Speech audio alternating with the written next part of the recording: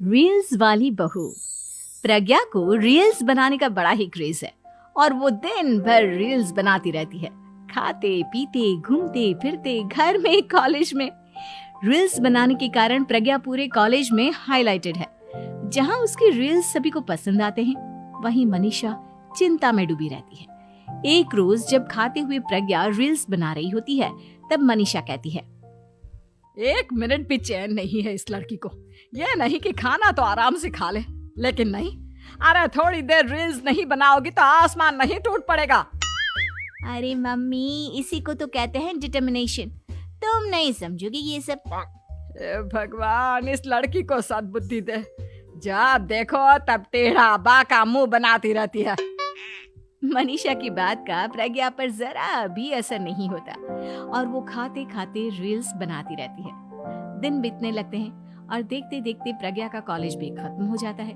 आए दिन कोई ना कोई मनीषा को प्रज्ञा की शादी करवाने का सुझाव दे जाता है।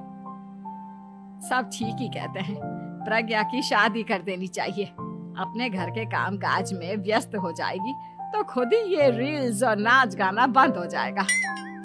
मनीषा और प्रेम प्रज्ञा के लिए एक अच्छा लड़का ढूंढने लगते हैं और तभी विकी का रिश्ता प्रज्ञा के लिए आता है, जिसने प्रज्ञा को उसकी रील्स देखकर पसंद कर लिया था।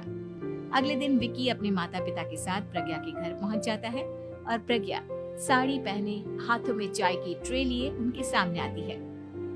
जब विकी को पसंद है तो हमें भी बहू पसंद है। बहन जी, आप बारात की तैयारी कीजिए। एक बार लड़का लड़की अकेले में बात कर ले तो अच्छा रहेगा। हाँ हाँ, क्यों नहीं। मनीषा विकी को प्रज्ञा के कमरे में भेजती है, जहां प्रज्ञा पहले से ही रील्स बना रही होती है। तभी विकी कहता है, आ गए आपके साजन जी। हमारे साथ ये रील्स कंप्लीट करती तो और भी अच्छा रहता। अच्छा जी, अब आ ही गए हैं तो बना ही लेती हूँ आपके साथ। दोनों मिलकर रील्स बनाते हैं। जब वी मीट और तुरंत पोस्ट भी कर देते हैं। फिर विकी कहता है, जब आप साड़ी में चाय लेकर आए तब मुझे लगा कि कहीं मैं गलत घर में तो नहीं आ गया। अब सही है। दोनों की शादी पक्की हो जाती है और शादी के दिन भी प्रज्ञा रील्स बनाने से चूकती नहीं। यहाँ तक कि बारात के समय भी नाचते हुए रील्स बनाती है।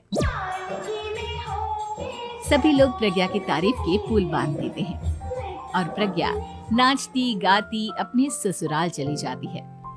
सब कुछ अच्छा चल रहा होता है। प्रज्ञा यहाँ भी दिन भर हर चीज की रील्स बनाती रहती है। लेकिन कुछ दिनों के बाद जब सुनीता कहती है, बहू, ये रील्स के साथ साथ कुछ काम भी कर लिया करो। वैसे तुझे और क्या क्या बनाना आता है? मम्मी जी, वैसे तो सब कहते हैं कि मैं सब कुछ अच्छा बनाती हूँ, लेकिन मुझे लगता है कि मैं मैगी अच्छा बना लेती हूँ। हाँ, कॉफी भी अच्छा बना लेती हूँ और मुंह तो सबसे अच्छा बना लेती हूँ। हैं? अच्छा अच्छा। सुनीता अपना माथा पकड़ लेती है और कहती है, बहू, कुछ खाना बनाना भी सीख लेती। मम्मी जी, मैं लंबी प्लानिंग कर रही हूँ। जल्दी ही मैं इतनी फेमस हो जाऊंगी कि मुझे पैसे मिलने लगेंगे। हम दोनों सास बहू राज करेंगे, राज। नौकर काम करेंगी और लोगों की तो लाइन लगेगी हमसे मिलने के लिए। तेरा दिमाग खराब हो गया है क्या बहू? हंसी मजाक तक ठीक है, लेकिन इस तरह घर नहीं चलते। जितना जल्दी हो इस घर के तौर तरीकों को सीख लो। प्रज्ञा मुंह घुमाकर चली जाती है और तुरंत उसी वक्त एक रील बनाती है। ये देख सुनीता का गुस्सा 7वें आसमान पर चला जाता है और विकी के घर आते ही सुनीता उसे सब कुछ बताती है। विकी भी अब प्रज्ञा की इन हरकतों से परेशान हो जाता है। तुम टेंशन मत लो मम्मा, मैं देख लूंगा। विकी कमरे में जाता है तो देखता है कि प्रज्ञा रील्स बना रही है।